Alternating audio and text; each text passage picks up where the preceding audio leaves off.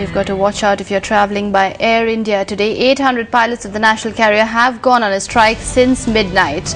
This after talks failed with management and Chief Labour Commissioner over pay parity between the pilots with the erstwhile Indian Airlines and the Air India pilots. Reports say that the pilots have also written a letter to the Prime Minister asking for a CBI probe into Air India management decisions. Well, the Indian Commercial Pilots Association saying that shortcomings of the management have led Air India into huge debt, saying prior to the merger with the former Indian Airlines, Air India had a loss of 455 crore rupees that escalated, they say, to 16,000 crores within 3 years.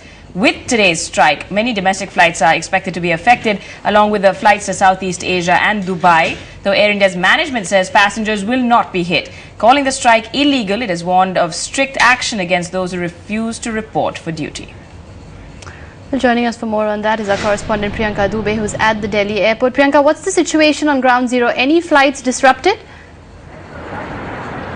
Well, so far out of the 15 flights that have operated of Air India, only 2 have been cancelled, the others have been operated. But that really is also because in the morning hours there is not much of flight traffic, and these flights are now being managed by those pilots who are not part of the ICP or the Indian Commercial Pilots Association.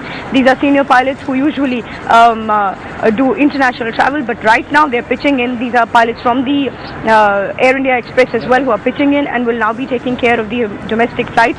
But the problem really will only increase as the day progresses, because the traffic of flights will increase, the number of flights taking off and departing will increase.